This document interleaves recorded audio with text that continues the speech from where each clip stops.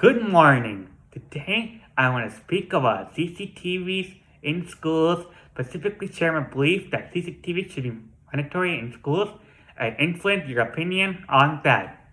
Let's start by taking a peek at some of the pressing problems at school that require the need for CCTVs. How many of you experienced false fire alarm and seen graffitis in schools?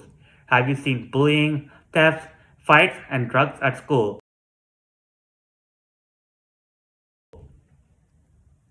Now, here's another major problem at schools. What happens to vulnerable kids in special education classrooms? Consider this damning statistic. According to U.S. Department of Education statistics, 58% of those kids are placed in timeout and 75% are physically restrained. As a person of high functioning autism and one who has been in special education classrooms, I lived this and seen it in first hand. In addition to my personal experience, I did more extensive research on these problems in CCTVs in school. That CCTV should be mandatory in schools and in special education classrooms. Here's what I want to be speaking on to influence your opinion. We started with some of the problems. I want to talk about a couple of them in more detail. After that, we will look at the legal framework for CCTVs. Then I'll discuss the solution and its benefit. I'll also add the top concerns you may have of the solution, and then conclude.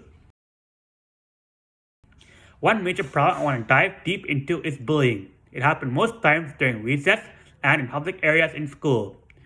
I've been bullied, and trust me, it breaks you for days. It affects you mentally. We can't make it so easy for bullies to target vulnerable kids. Research shows that kids go to the extent of dropping out and even committing suicide. And abuse in special education classrooms is a major problem. Many of them are nonverbal and can't even talk about it. Get out! Get out! Get the hell out of my class right now! Well, that teacher was a teacher who couldn't handle me. However, the real problem was that the other kids in the class were picking on me. This special education teacher did not bother to investigate what prompted my behavior and kept escalating my behavior by yelling at me. I know I can't go back and change it, but I wish I had videos of this. Maybe the school could then use it to train the teacher on how to de-escalate and handle kids. There are many heart-wrenching stories of special education kids being abused by the systems that are supposed to care for them. We can't turn a blind eye and let this continue. We do something soon, and that's where the CCTV solution comes in. Before we discuss the solution, let's answer whether it's legal. Yes, it's legal. Many schools are already using cameras in public places, but some are not. I know the schools in Fremont do not.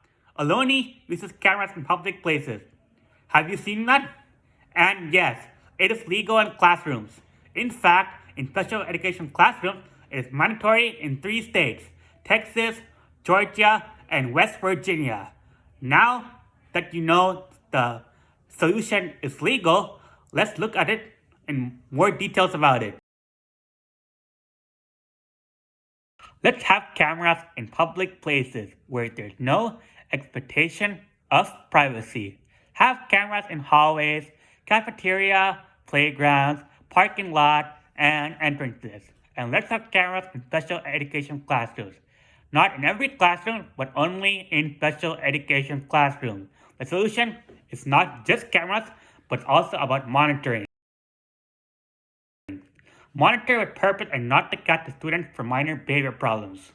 Monitor the camera in public places only during recess and lunch break. The video recorded in special education classroom should only be used when there is an incident.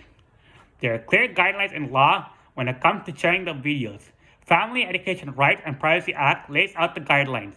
Videos can be shown to affected parties only. Now, let's examine some of the benefits of the solution.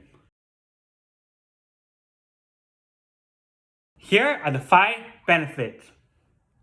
Number 1, The impact is immediate and does not take long. Other options such as training take a longer time. Number 2. The camera and monitoring are a huge deterrent for crime and misbehavior. Do you think the police will act in public places if they know they're being captured on camera?